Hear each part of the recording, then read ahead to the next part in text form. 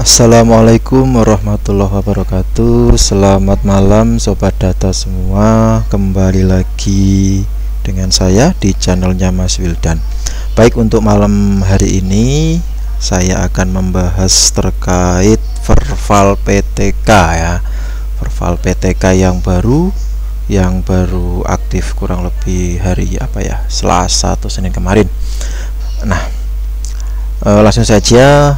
Ini sudah saya bikinkan slide. Sekali lagi, karena data individu adalah privasi, saya tidak akan langsung praktek ke browsernya. Jadi saya bikin slide dulu aja. Nah, alamatnya bisa dilihat pada layar ya, vervalptk.data.kemdikbud.go.id. Nah, bagaimana bagi teman-teman yang belum punya akunnya, sudah saya jelaskan juga di video tutorial sebelumnya.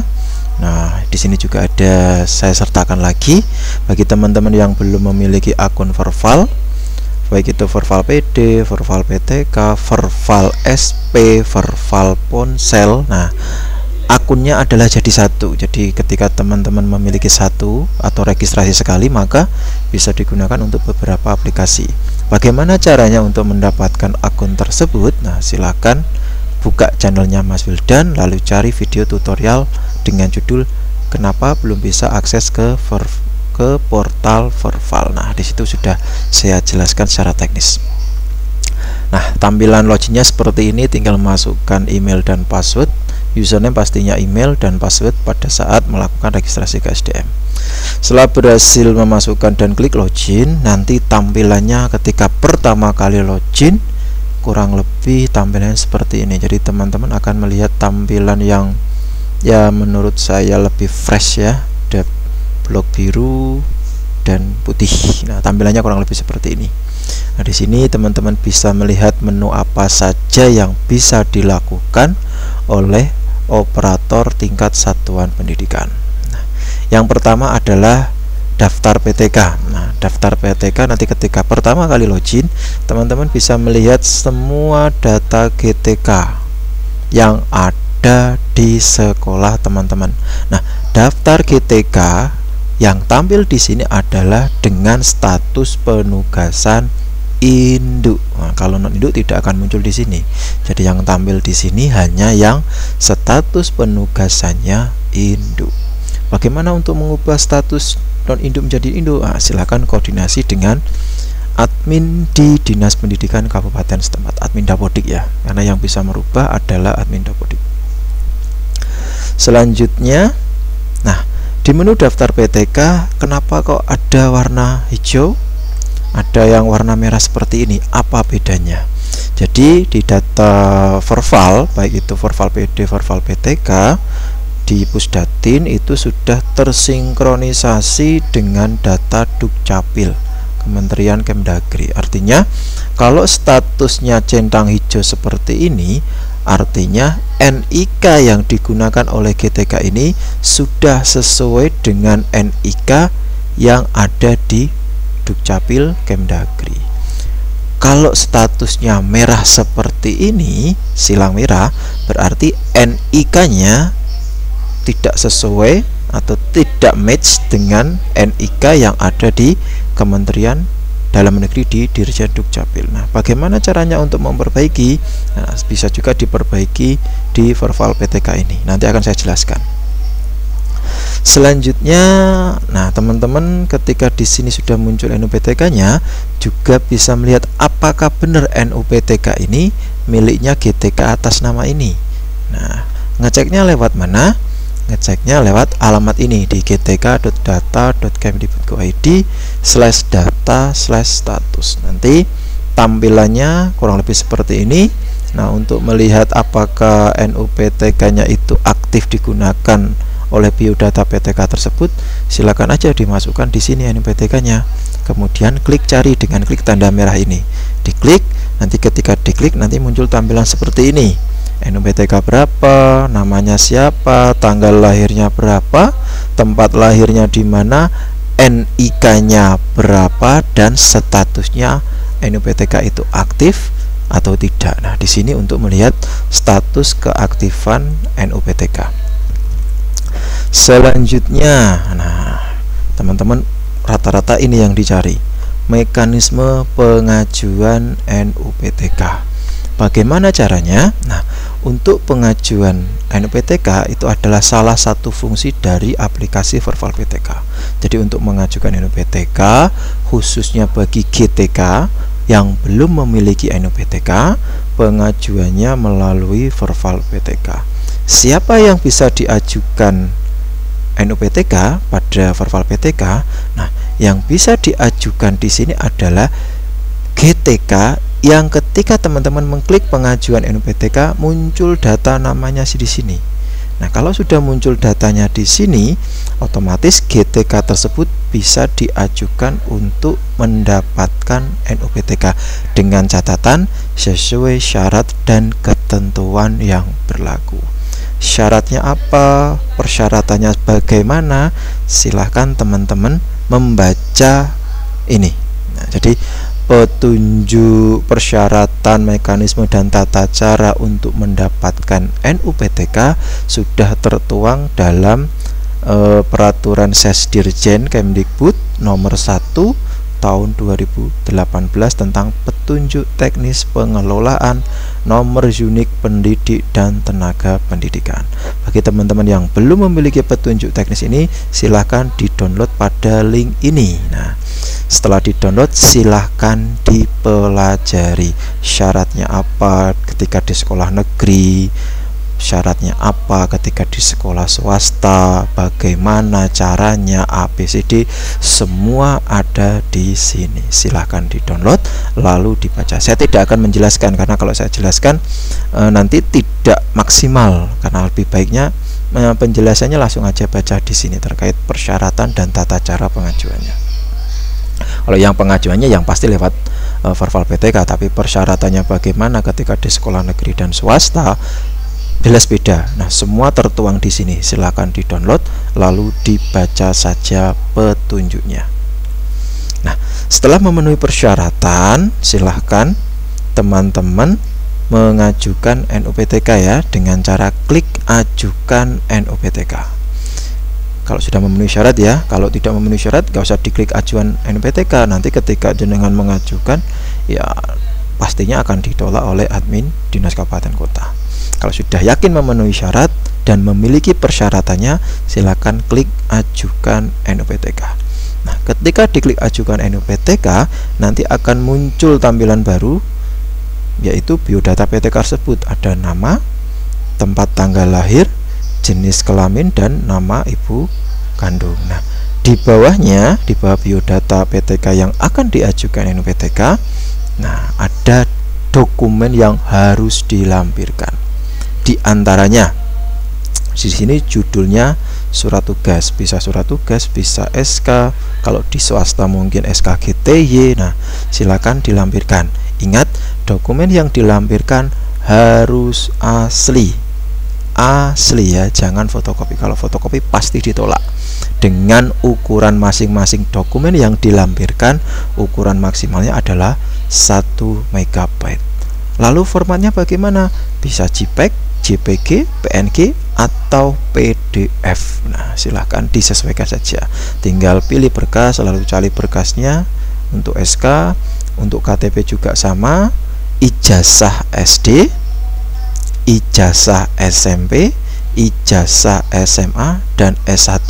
Yang pasti kalau statusnya guru ya minimal harus S1. Kalau non guru misalnya TU ya tidak harus S1, bisa minimal SMA. Lalu bagaimana ijazah S1-nya? Nah, nanti disamakan aja ijazah terakhir. Intinya silahkan baca dulu di sini. Pokoknya semua mekanisme dan tata caranya sudah dibahas di sini. Silahkan download lalu dibaca saja. Ketika semuanya sudah dilampirkan, kemudian klik ajukan. Nanti kalau tidak ada dokumen yang salah, formatnya, ukurannya tidak ada yang salah, otomatis akan tersimpan. Ketika tersimpan, teman-teman bisa melihat di menu status pengajuan ya, menunya di bawahnya ya, yang di sini nih, status pengajuan NUPTK. Jadi ketika ini sudah diajukan, diklik, maka di sini daftar calon NUPTK yang sudah diajukan akan otomatis hilang, pindah ke status pengajuan NUPTK data GTK-nya. Nah, kurang lebih seperti ini tampilannya ya. Nanti teman-teman akan menemukan ya tampilannya kurang lebih seperti ini. Yang dilihat apa? Status approvalnya. Kok ada lingkaran hijau, lingkaran merah, ada yang hitam, 1, 2, 3, 4, ini maksudnya apa? Nah, hijau ini adalah status pengajuan oleh sekolah. Jadi angka 1 ini adalah usulan oleh operator sekolah. Setelah diusulkan atau diajukan oleh operator sekolah, maka akan diverifikasi oleh admin dinas. Kalau sudah diverifikasi oleh admin dinas kok warna merah, artinya dokumen atau GTK yang diajukan NUPTK ditolak oleh dinas kalau warna merah. Kalau warna hijau berarti sudah disetujui oleh dinas. Kalau warna hitam ya pastinya belum sampai ke tahap ini. Nah, sampai di dinas saja sudah ditolak ya, tidak akan masuk ke LPMP atau apalagi pusat. Nah, bagaimana kalau ditolak? Kalau ditolak, teman-teman bisa langsung melakukan perbaikan data melalui upload ulang berkas. Nanti ada penjelasannya yang salah apa. Silakan dilihat saja. Ini tadi ya, ada sekolah, dinas, LPMP atau BP Paudikmas, terus pusat. Ada juga yang seperti ini, sudah sampai tahap dinas sudah disetujui, LPMP sudah menyetujui, tapi dari pusat menolak. Keterangannya apa? Nanti dilihat saja di Verval PTK. Untuk melihat status penolakannya apa yang harus dilakukan, nah didekatkan saja di sini. Nah, kalau yang merah ini didekatkan di sini, misalnya saya merah kursornya saya dekatkan, nanti akan muncul keterangannya. Contohnya ini, SKGTY meragukan. Kenapa meragukan? Ya mungkin terjadi pemalsuan data. Intinya sekali lagi, jangan pernah memalsukan data, apa adanya dan dokumennya harus asli.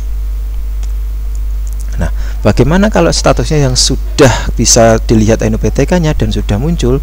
Ya kurang lebih seperti ini, diajukan oleh dinas, diajukan oleh sekolah, disetujui oleh dinas, dan disetujui lagi oleh LPMP dan pusat. Maka secara otomatis NUPTK-nya akan terbit. Nah, ini penjelasan terkait status lingkaran-lingkaran ini. Selanjutnya, perbaikan data identitas. Sama halnya ketika teman-teman melihat data PTK, ada status checklist hijau lagi. Jadi kalau sudah checklist hijau tadi artinya NIK data GTK tersebut sudah sama dengan data di Dukcapil. Kalau merah berarti NIK-nya salah. Nah, kalau melakukan perbaikan tinggal geser ke kanan lalu klik perbaikan data. Apa saja yang bisa diperbaiki? Nah, yang bisa diperbaiki diantaranya NIK. Nah, NIK ini kalau terblok abu-abu, ya, ini artinya NIK ini sudah valid dan tidak bisa diedit karena sudah sama dengan referensi yang ada atau NIK yang ada di Dukcapil Kemdagri. Yang bisa diperbaiki apa? Mungkin namanya salah, tempat lahirnya salah, tanggal lahirnya salah, terus jenis kelaminnya salah, atau nama ibu kandung. Jadi untuk perbaikan identitas PTK yang bisa diperbaiki melalui Verval PTK adalah ini. Ada NIK, nama. Nah, untuk nama ini adalah nama tidak menggunakan gelar. Jadi nama sesuai yang tertulis di akta kelahiran ibu kandung ya. Nah, apa yang harus dilampirkan ketika melakukan perubahan data identitasnya? Yang harus dilampirkan ini kan tulisannya kecil, saya perbesar. Berkas berupa akte kelahiran, KK, KTP asli yang dilampirkan dalam format JPG, JPEG atau PNG dengan ukuran maksimal 1 MB. Jadi file yang dilampirkan di sini tidak bisa berbentuk atau berformat PDF. Sekali lagi, yang bisa dilampirkan adalah format dokumennya harus JPEG atau JPG atau PNG dengan filenya harus asli dan ukuran maksimalnya 1 MB. Setelah dilampirkan, tinggal klik ajuan. Nah, setelah diklik ajuan, teman-teman bisa melihat statusnya apakah masih dalam antrian. Kalau dalam antrian berarti belum diproses oleh admin dinas. Kalau statusnya ditolak berarti tidak ada perubahan data. Mungkin kenapa tidak ada perubahan data? Ya, biodata yang diisikan sama, hanya merubah huruf kapital dan huruf besar kecil, itu aja. Jadi secara otomatis sistem menolak dengan keterangan tidak ada perubahan. Ini terkait status perbaikan data. Selanjutnya, terima kasih. Jadi mungkin itu sedikit penjelasan terkait verbal PTK. Saran saya sebelum teman-teman melakukan atau mengusulkan NUPTK, nah sekali lagi jangan pernah bosan untuk membaca petunjuk teknisnya. Kenapa? Karena dengan membaca kita bisa mengetahui hal-hal yang sebelumnya kita tidak ketahui. Kalau prinsip saya, kalau kita tanya itu hanya mendapatkan satu jawaban. Tapi kalau kita tidak tahu dan mau membaca, pasti mendapatkan lebih dari satu jawaban. Terima kasih, dan yang penting jangan lupa di like, share, komen, dan subscribe. Terima kasih. Selamat malam. Assalamualaikum warahmatullahi wabarakatuh.